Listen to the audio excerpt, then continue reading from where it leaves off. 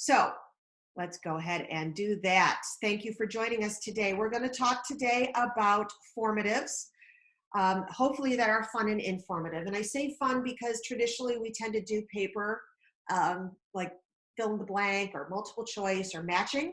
And what we have here are things that are a little different, especially in terms of distance learning. If you are new to one of my webinars, this is me, just a little bit about me, former high school English teacher, former gifted and talented coordinator, and creator of curriculum. I had my first paperless classroom in 2008, and that's me.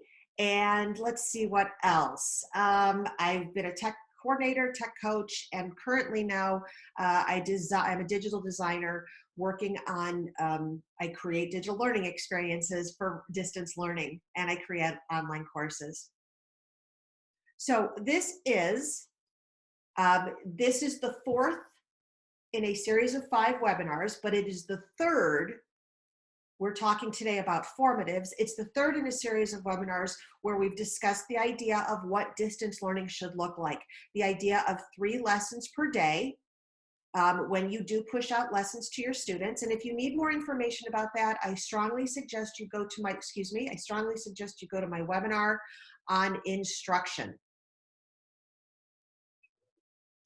And that will explain it in a little more detail. But 3 lessons per day with 3 activities per lesson. And those activities are instruction, creation and collaboration, and finally a formative. And the reason we go with the idea of 3 lessons per day, 3 activities per day, is because the same work doesn't always go to the same homes. We have older siblings who are watching their younger siblings. There's Wi-Fi accessibility and bandwidth issues, the number of devices available within a home, and of course we need to take into consideration the burden we might be putting on our special needs students. So again, the rule of thumb that I'm seeing from a lot of teachers on Twitter is that take your expectations for what you can push out in a day, have that, and then cut it in half again. And then that's a more realistic expectation. I like to go with the rule of 3. Here's what we'll be doing today with the table of contents, okay, or our agenda. We're going to talk about nourishing growth first, and then we're going to talk about quick formatives in terms of pulse checks and formatives in terms of those that allow for deeper and more reflection. And then, of course, we always end with a little bit of good advice. Okay. Take a breath here and a breather. Any questions?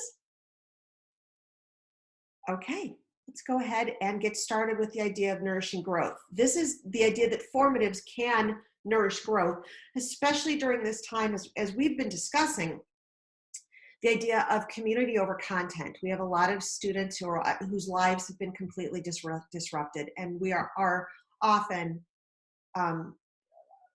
a stable presence in our students' lives. And I wish I could take credit for this idea of nourishing growth, but I can't. I give that to Lucy Calkins. If you're familiar with Lucy Calkins, and everybody, I mean, she's amazing in terms of, and you could follow her on Twitter, but she's amazing in terms of reading comprehension and literacy. And she tweeted this out the other day saying that right now, nourishing growth is more important than weighing and measuring growth. And this is a struggle. If you've been on Twitter, you've seen that a lot of teachers are struggling with this idea of how can I really truly assess? How equitable is it for me to be assessing students when things right now could be so inequitable, as I've mentioned before? How many students are actually able to access devices, or who are struggling, who do have special needs? How is it fair for us to truly assess learning at this time? And so this idea of nourishing growth, I think, comes in the idea of formatives. I'm not necessarily, in my opinion, and this is mine only, I'm not necessarily sure we should be doing summative assessments. I think we definitely should be doing formatives, because those are check-ins. Those are ways to get an idea of what our students need. Again, remembering this idea that the same work doesn't always go to the same homes.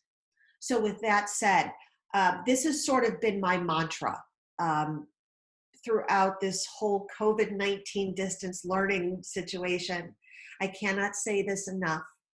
Please design lessons, activities, and formatives that are ungoogleable. We need to remember that the internet exists. So taking what we've given, our paper worksheets, and just simply putting them online is not necessarily going to give us a real check, nor is it a good measure of growth and learning on our students. We should ask students to demonstrate, to write, to reflect, and not just necessarily answer multiple choice questions. I'm going to share with you a brief video clip from a Twitter chat I did with, a YouTube live chat that I did last week with Matt Miller, where we discussed the idea of what formatives should look like in light of our most recent, the most recent pandemic. To the 30-minute, what does formative assessment look like in remote learning? How do you take those pulse checks? Because it's so easy to just say, oh, I'm going to do a Google form and put some multiple choice and have it auto-graded and boom, assessment done. And Steph, this is something that you kind of feel passionate about, right? Yeah, I love the term pulse checks, because I think in our heads, I've got the content, then I've got the teacher edition, standard fill in the blank quiz, and then we're going to do some more lecturing, and then we're going to have the end of the unit test. So to me, pulse checks go beyond, and with the technology today, it doesn't have to be thumbs up, thumbs down. So I think it's like, especially now, we really do more than ever need to check in and see how the kids, not only how they're feeling, but making sure they're really understanding something, because a lot of them are in isolation. If they don't have siblings, if they're a latchkey kid. So I think my idea of formatives right now in the COVID-19 age, I suppose, is to get kids to do more creating, to show you what they can do. Let them make a video. Let them make a book in Book Creator. Let them talk and comment is actually, I don't know if anyone's heard of it. It's an extension. I read about it in Holly's book, in the Use Classroom. What was it again? What was the tool? Talk and comment. And comment. Oh yeah, I remember that. And it's just an extension where all it does, just give kids an audio voice very quickly, nothing fancy. Okay, so I just wanted to share with you the idea of what the talk and comment was. And what you'll see here in our shared Google Doc is talk and comment is a Chrome extension. It's super easy to use, and all it is, it provides a microphone. So in fact, you can see my screen. I've got it here. So I can enable that, and a recording sets up, and I can comment on my work, and I can say, okay, so this was the work I did. I wasn't super thrilled with it. I think I can do better, and I think I'm gonna do better by spending more time practicing my times tables. Or I'm gonna go on Khan Academy and look at a video, and that's how I'm gonna get better at that. All right, and I click the X, and it's a little talk and comment, and then what happens is I get a little notification through my talk and comment right here, right here, and I can go ahead and share it with my teacher. I just get a shareable link to share with my teacher. And talk and comment is just a simple Chrome extension where you can simply make comments. It's also good for teachers. Back in the day, when I was in the 90s, before we had technology, I would occasionally use an actual tape recorder to record comments back to students. That was the 90s. That was a long time ago. But it was super useful for both students to give feedback and for me to give feedback. And so talk and comment, it's a free Chrome extension. By all means, go ahead and feel free to use that. Next up, I love this. I saw this the other day from Katie Romero on Katie R Math on Twitter. You can follow her. She said, that's why I kind of came up with the idea and remembered about talk and comment, that listening to students explain how they solve the math problem is the best formative assessment ever. She says, honestly, distance learning is a great opportunity for reflection and insight. And I love that. I love the idea of her taking this silver lining and saying, yeah, we're all separated right now, but it would be great to let students explain how they solve something. Because as we know, anybody can check a multiple choice box, or anybody can look something up on the internet and fill in a blank, but to be able to demonstrate your learning is key. So talk and comment, again, if you need that, it's up there. at that Chrome extension. Another one that we like to do, I got this idea from, here we go, Erin Pade. She said that she likes formative assessment achievable even in distance learning. She creates polls all the time to determine because I've got a lot of questions from teachers. How can I differentiate when I'm trying to do distance learning? So Erin just comes up with a simple poll, and she does it a couple of ways. Now if you are doing Zoom with your students, you'll notice that down at the bottom when you're doing it, you can insert a poll. I could put in a poll here and add a question. Now this is the first time I've done it in Zoom, so hopefully it's going to show up for you. Favorite color, oops, and what's your favorite color? And I could put blue, red, green. Okay, so like I said, this is the first time I've done this. I go ahead and I'm going to hit save, and I'm going to click launch poll. And it says to me, attendees are now viewing questions. So yeah, there you go. Some of you are already going ahead and answering the poll question, which I definitely appreciate. So that's very simple. What Erin did is she's a math teacher, and so she would say, based on what are you having difficulties with? Was it finding pi? Was it determining the diameter of a circle? Was it whatever? I'm not obviously a math person, but she would ask 3 questions of her students. And then she was able to, based on their answers, figure out who needed help. Or basically, you know what? Everybody understood multiplying fractions, so she could kind of put that aside for her kids. Now, so she does like to differentiate. I prefer using Google Forms for that, for differentiation, and I'll explain why.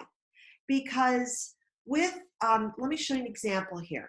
Here's an exit ticket I did for a professional development seminar that I offered last summer. What I love about Google Forms is the immediate data picture you receive. So I ask a question of my participants, and I can immediately tell what worked and what didn't. I get these data photos. I'm a visual learner. So this tells me immediately, I don't have to sort through stacks of papers and grade them.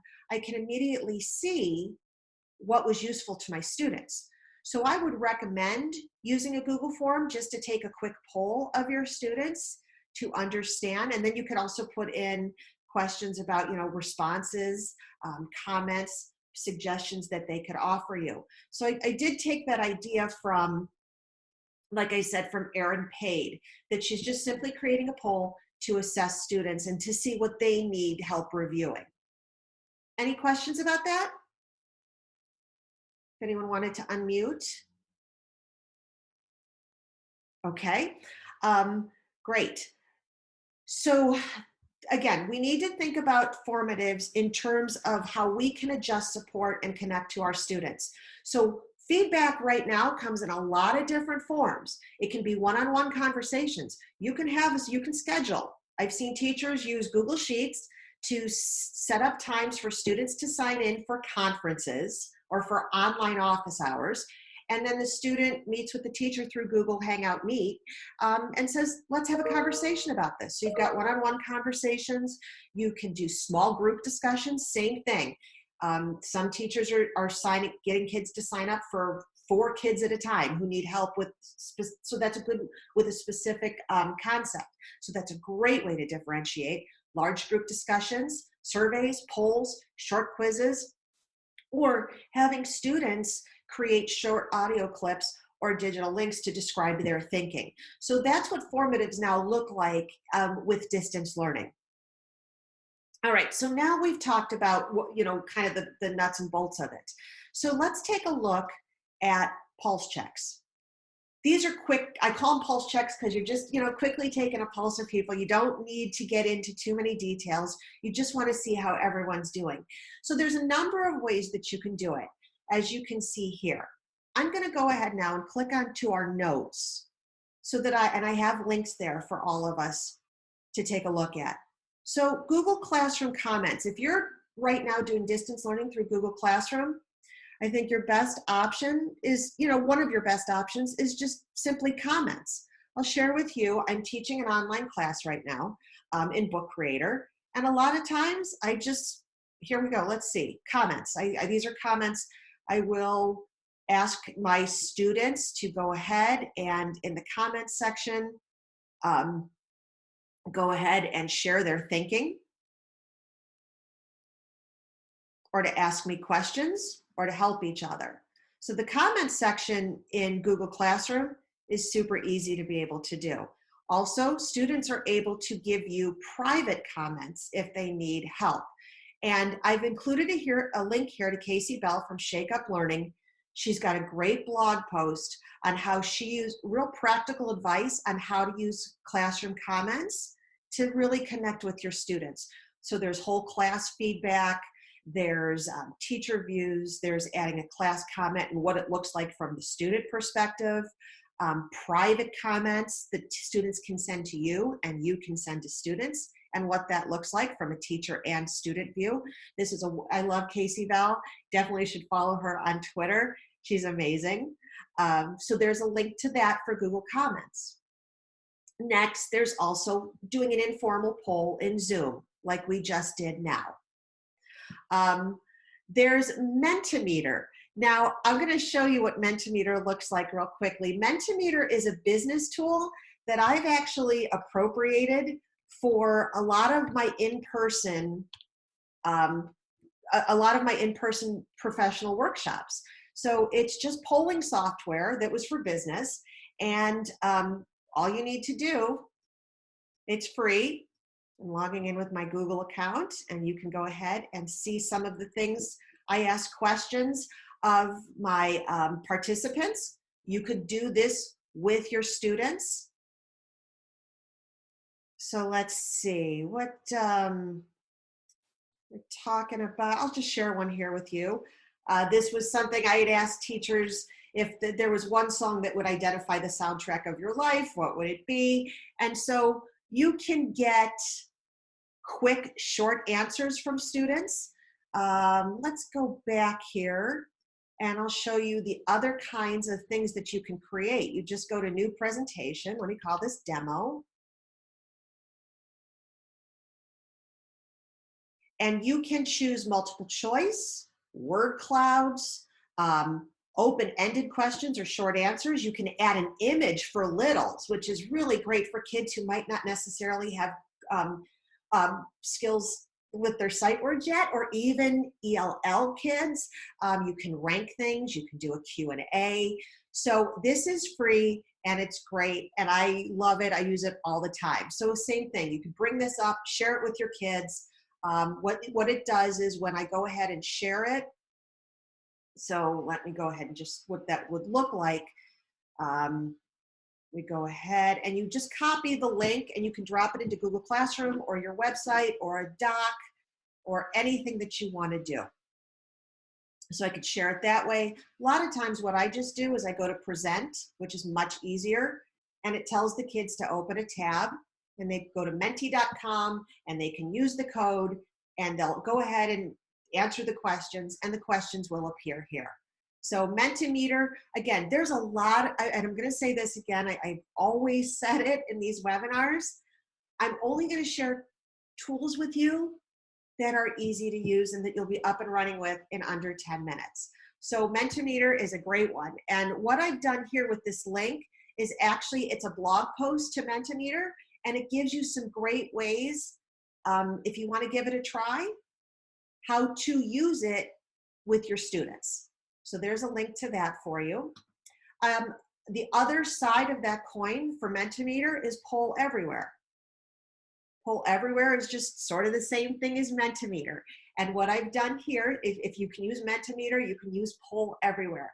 And what you've got here is a link that I've created to a blog post as to, how do teachers use this? And how does it improve the classroom experience? So whichever you decide to choose, I've provided some links for ways that you can go ahead and get started with that. if you're using Pear Deck, you are a lucky person. If you're not familiar with Pear Deck, how do I describe it? Well, you know what? I don't think I'm going to describe it. I think I'm just going to take you to the website and show you what it does. Pear Deck, and it is free right now during COVID-19 pandemic, it allows you to stay connected with your students. Basically, what you do is you push out content through your students, through your device, and it goes to their device. And if you're live, you can do formative assessments with students. You can have them write text, right? You can, let's see here, give them a website. There are draggables that they can do. So you're controlling it from your device and it's pushing out to theirs. You can allow them to draw to sort of show things that they need. You can ask multiple choice questions to quickly assess their understanding. Can actually, ask them numbers. So there's a lot of different options. And as you can see, it works with Google Classroom and it works with Microsoft as well. They also have a ton of content available for you. And let me just show you a quick video for those of you who are unfamiliar with it. By the way, if you are familiar with it, please, in the chat section, share how much you love it, because those teachers who are not familiar with it would benefit from your thinking.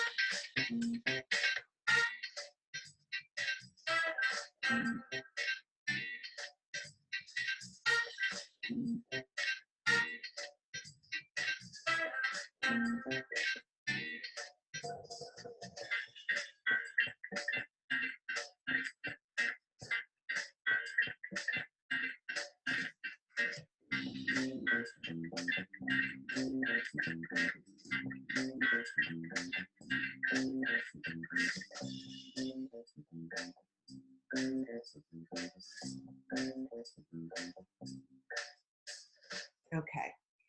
So yeah, Pear Deck is awesome sauce. And all it does is it's easy. It takes your Google Slides or your PowerPoint slides and you can upload them and, build in those formatives.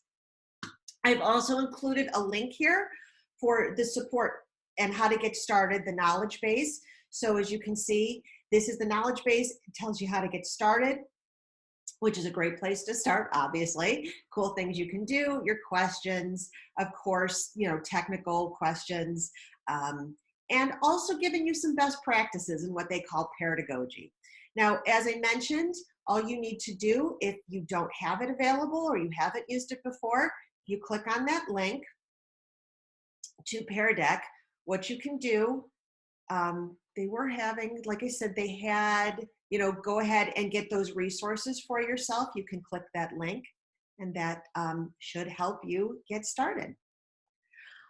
Another option, low tech and easy to use, is Answer Garden. Answer Garden is literally this easy, and it creates word clouds for you, and it's free. So all you do is you type your answer here. So let's see. This was an Answer Garden is,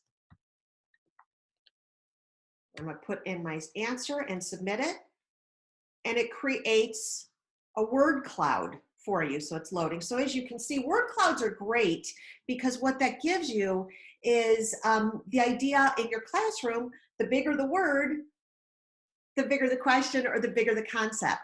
And what is nice about Answer Garden too is you can just hover over and get an idea of how many times someone answered a specific or used a specific word. You can share it, you can export it, it's easy. What you do as a teacher is you can obviously get a link to it and export it and share it out with your students. And it's that, and that's it. That's all you really need to do. And here's a quick start guide for you if you're interested in getting started yourself.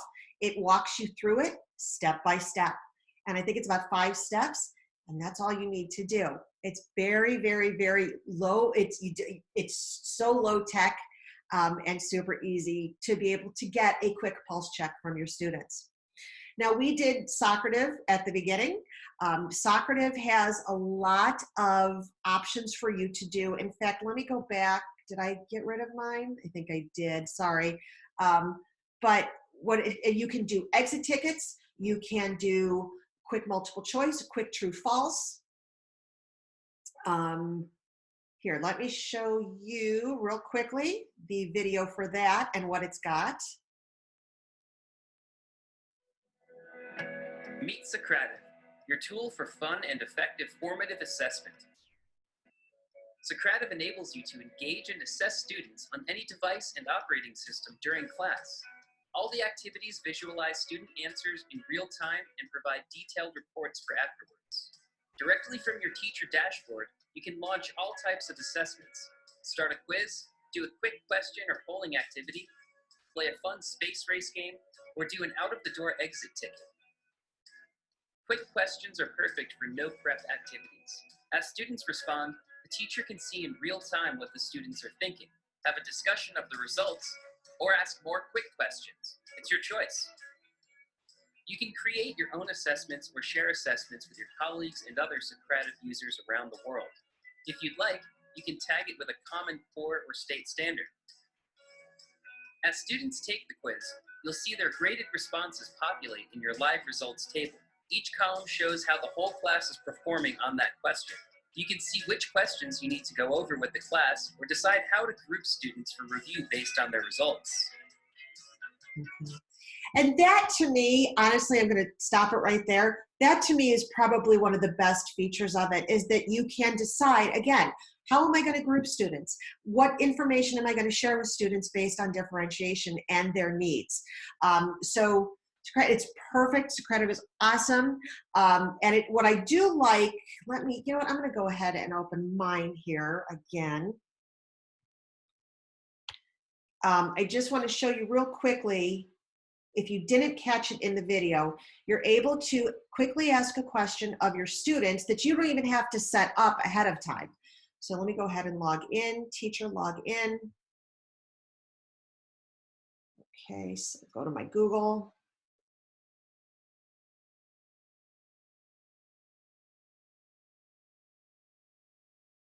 Okay, so for example, I could say to students, okay, so I have a quick question, that I'm going to start the new one. I could say to my students, because they would have my room number, Steph D, I'd have that maybe listed in my Google Classroom as a resource at the top and say, okay, real quickly, I need to know, was George Washington the first president? And then that's all I need to do is ask the question, and students would say, true, they'd click true or false based on their understanding of that. So that's like another quick polling feature that you can use with your students. They also have a great support guide here, provided that for you too. So if this is something that interests you, here's, again, quickly how to get started and how to launch your questions. Floop is brand new. This is blowing my mind. I have not tried it yet because I don't have students to try it with, and it's killing me. And I'm this close to rounding up people in my family and saying, pretend you're my student. So let me show you this.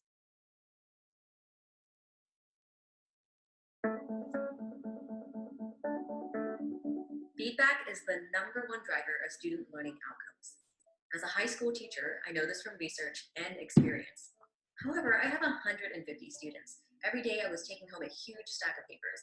It was impossible for me to give my students the feedback they needed when they needed it. And when my students received feedback, they didn't know how to use it.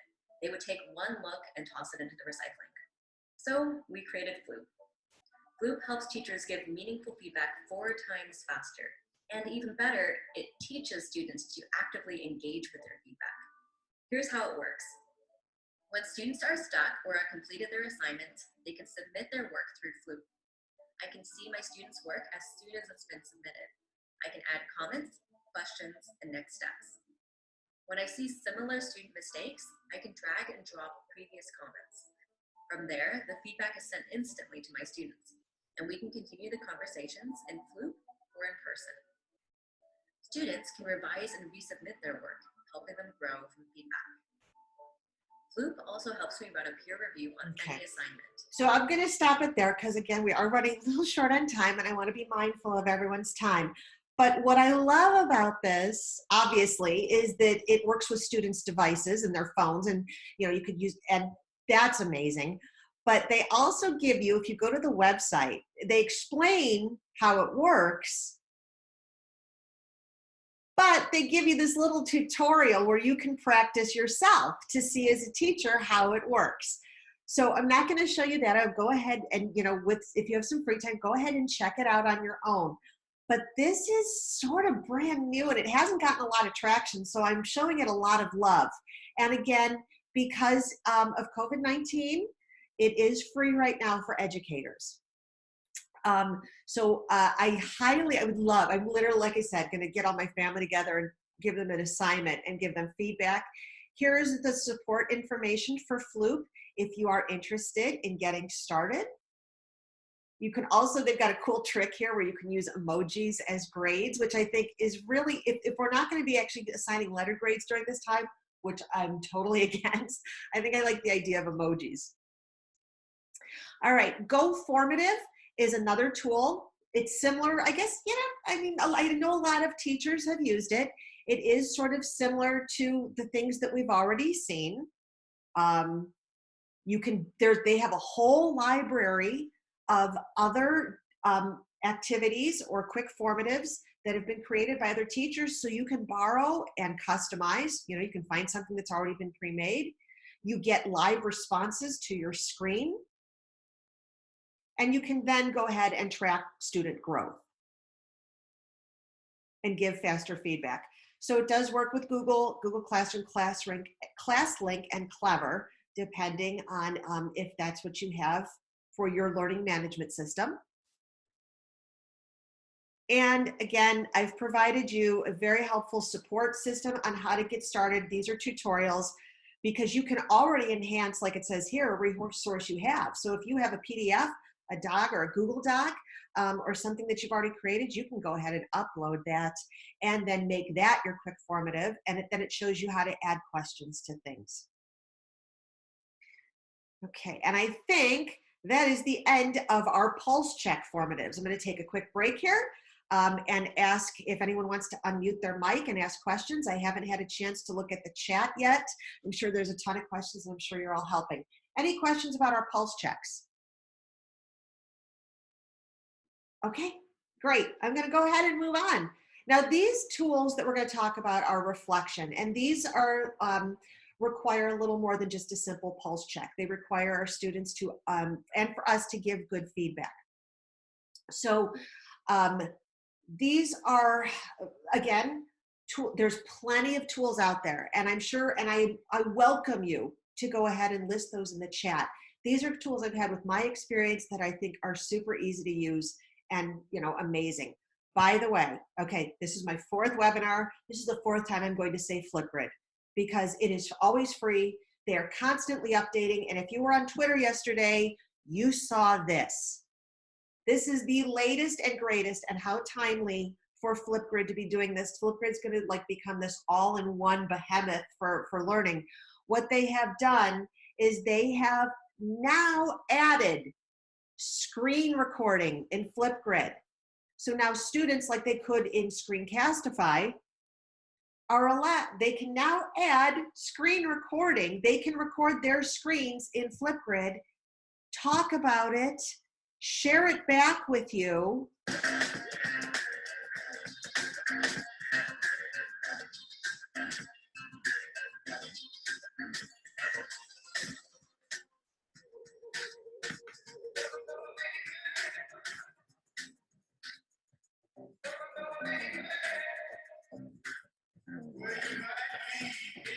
Okay, so that was brand new. They just announced it yesterday. No, that is not an April Fool's joke, I promise you.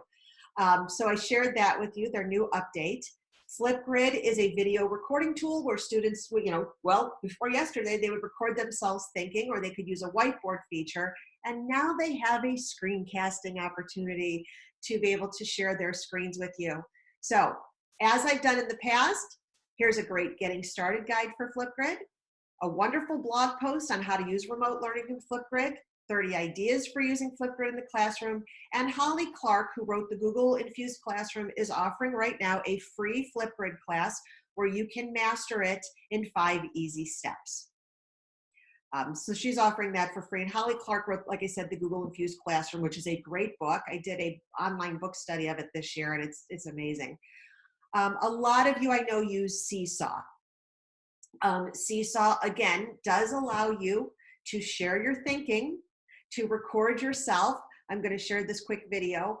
I am mindful of the time. I realize that we have about 6 minutes left, but I'm going to go a little over because we had the debacle with the unmuted microphones.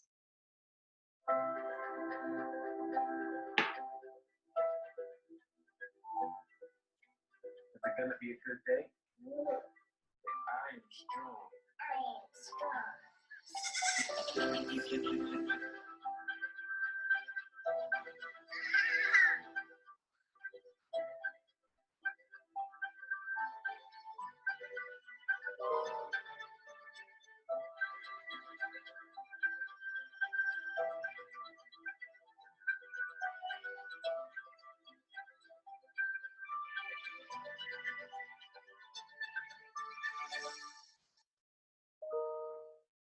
Okay. So what Seesaw allows you to do is that it does allow you to, students show their learning. They can record themselves. They have annotation tools in it. It allows them to take a picture of their work and talk over it and share it with you. Teachers then understand, because students are sharing their thinking with them, understand what students have mastered and what they haven't. And again, if you're using it with your families, you know that you can go ahead and get started with it. And it is pretty easy. And they have this little link here to get started in 3 steps. And it, same thing, gives you deeper insight into your students. And it does feature student voice, which is very powerful. So with that said, here's what I've added: the support feature for you in there, the Seesaw Help Center, but I've also given you support for remote learning. So this link here helps you get these good resources based on who you are to make meaningful learning happen even from home, even when we're not face-to-face. Now, I've mentioned Padlet before. Padlet are online sticky notes, and those are great, and I love them. What I'm not necessarily super thrilled with is the idea of that I don't believe they're offering some free, I don't believe they're offering free features during COVID-19. I could be mistaken. If I am, please let me know in the chat. But it's online sticky notes. You can add this is a great way to get, a lot of teachers use Padlet for brainstorming. However, what they've got here are ways, and I love this blog post written by, what is her name? Okay, Book Widgets Teacher Blog.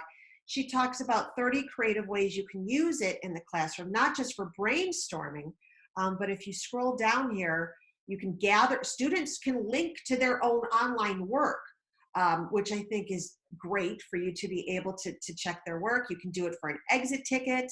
You can use it for school event thinking maps, classroom communication, book discussions, analyzing quote, it goes on and on and on. So I encourage you, if you are using Padlet in your classroom, to check out that article, because you may not have thought about using Padlet for formatives. Mari Venturino is a wonderful teacher, and she has this exit ticket that I want to share with you. It's not just a 3-2-1 exit ticket. What she allows, and she's got a link to her website here too, so you could follow her and subscribe to her website and get her updates when she ever posts something new. So yes, it's in the name, the class period. Now this is what she normally does when she does face-to-face teaching, but this could be easily adapted for distance learning. She asks them a question, and then they have reflection. Today in class, I learned this. I contributed to my group work today by. Something I still need help on is. And then she has this little thing here for class feedback. So it's not just that she's assessing their learning, she's assessing their mental and emotional health as well. And if the students have marked disagree on this, she asks them to explain. She asks for feedback for herself. What could have been improved? And what I've done, you are able to make a copy of this and modify it for yourself by going to her blog post, because this is the genius of it. If you've used a Google form before, you know that it automatically populates into a Google Sheet. What she does then is she takes the Google Sheet and she walks you through it step by step in this blog post. Then she uses conditional formatting in her Google Sheet to really highlight the students who actually needed help. So again, it's another great feature for differentiation. And then she also uses a formula at the top to get the percentage of how her students felt for that day. So she walks you through it step by step, and it's super easy to follow. I've done this myself. And here she goes, allowing you to make a copy. If you click that link in her blog, you can go ahead and make a copy of her information. So that's super helpful, and I'm very grateful to Mary. I'm not sure if it's Mari or Mary Venturino, but she's great. She's great to follow. Okay, we're at 1 o'clock. We've finished up with the reflection piece, and I just wanted to ask if anybody wanted to unmute their microphone, if they have any questions right now about some of these deeper reflection tools for formative assessments. Okay, we're going to go ahead and move on to good advice. So, speaking of technical difficulties, Matt Miller of Ditch That Textbook has some great ideas if you are planning to use multiple choice questions. I think one of the problems we use with multiple choice is that a lot of people can guess, but Matt has some good advice here about avoiding the gotcha game with multiple choice and rethinking auto-graded quizzes. Here's the issue, however. Speaking of technical difficulty, Matt's website has been down now for almost 2 days. He did tweet out that he is working on it. So I can't link to it right now, but it is here for because what happens is you click on it and we're getting to these privacy errors and things like that. So just have faith, he is working on it. And if you are still thinking about using multiple choice, I urge you to go ahead and read these 2 links, please, before you do that. Also, if you are considering multiple choice, perhaps you could also include a question before your multiple choice. If you're using Google Forms or any other formats like that, Pooja Agarwal runs she is on Twitter, and she runs the Retrieval Practice website. And she has this great advice for doing a brain dump for retrieval practice. So sometimes students get caught up with the idea of multiple choice and they get stuck. So she recommends having students, when you're pausing your lecture for formative, put it in pause and then ask students to write down or record everything they can remember. So it could be talk and comment, it could be in a Google form, whatever. But it allows students to kind of do that brain dump and empty it so they don't get cognitive overload.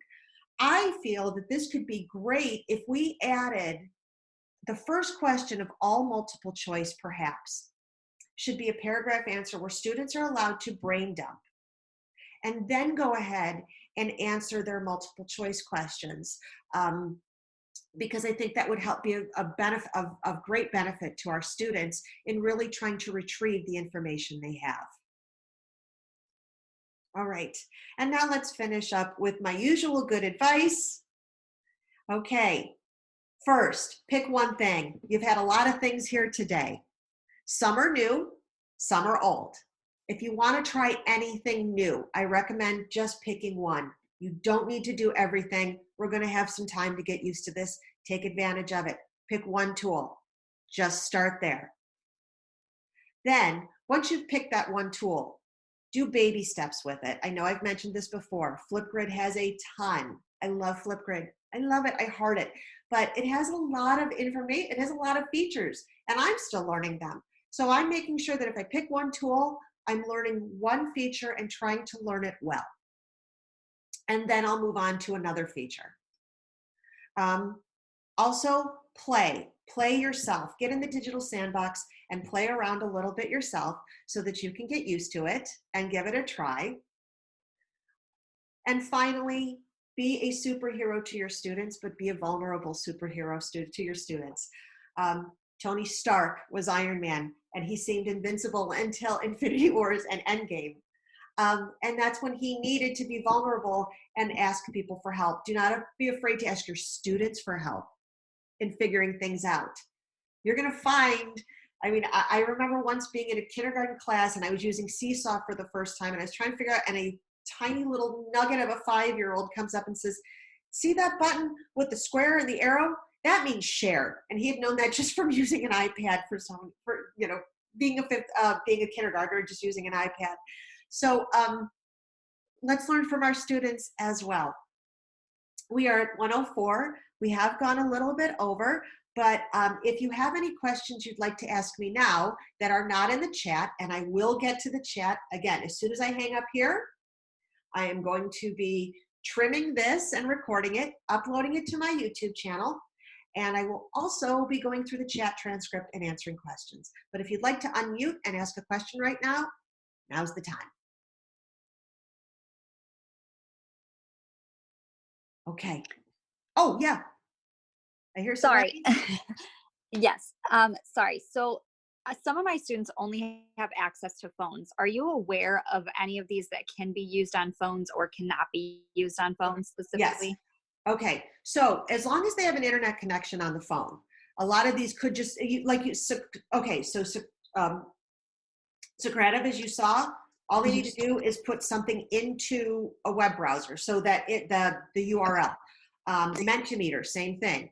Type in Mentimeter, and as long as they have a web browser, they'll be able to do those things. Answer Garden. I do know that Flipgrid has an actual app that you can download to the phone.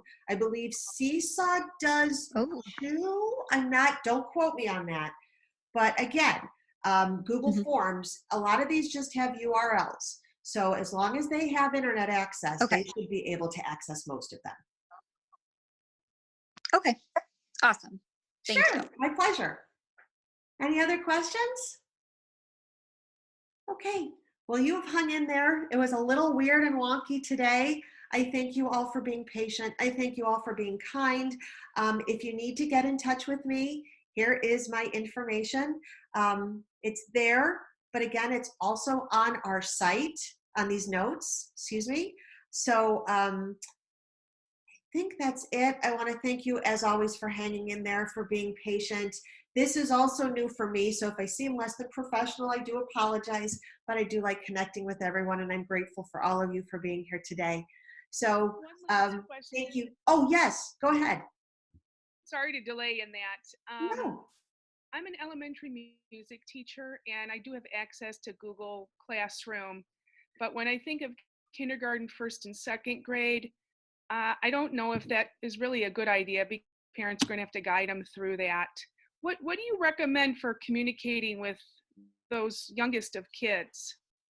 Okay, so before the advent of Google Classroom, I used, and I was a classroom teacher at the time, I was a technology teacher, I just created a website. I created my own website, and I had links in it for students, and I would, type in a lesson for today's lesson in the standard and put it in the feed of the website.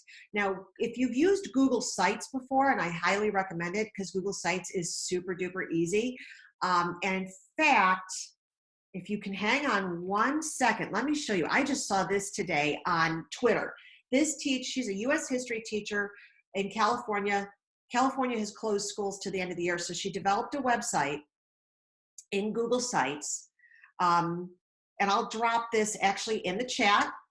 I'll copy that. But look,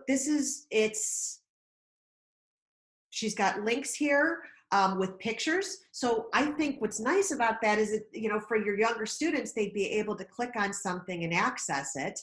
She has a little slideshow here with frequently asked questions. I love how she's done this. I'm completely amazed by it. So let me go ahead and drop that in the chat. Does that sort of help answer your question? It does, and I am familiar with Google Sites, but when I spoke with my district about it, they said that I have to take full responsibility for the content because they can't regulate it. So I'm just a little bit on the leery side about that. I'm confused. What do you mean by they're responsible? They can't regulate the content on my Google site. So I have to take full responsibility for anything that is uploaded. I'm not exactly sure what all that means either. I would have a conversation. Of course, it's your content. Now, are they concerned about you violating copyright laws? It could be. I mean, I'm a music teacher, so I'll be, using different songs. Well, do you have permission? Like for example, my son is, my senior son has been in high school band for 4 years, and his band director would frequently upload things to his website for the kids to practice at home. Now, I do believe he had permission, and he would link that permission to it on his website. So you definitely want to make sure you have permission to use it. So you'd probably want to contact the publisher. Okay. But I would bet if you're not sure, this is a conversation you need to have with your administrator to make sure that you are sure what can and cannot be uploaded to your Google site. Thank you so much. You're welcome. And also, Flipgrid is great for music teachers, by the way. I know a lot of music and choir teachers who use Flipgrid. Thank you so much. My pleasure, totally. All right. Any other questions? Okay, then we're going to go ahead and end here today. I am, again, indeed very grateful for you. Thank you. Please all stay safe. I know it's going to get kind of ugly here in the next 2 weeks, so please stay safe and sane and sanitary. And thanks for attending. Talk soon. Bye-bye.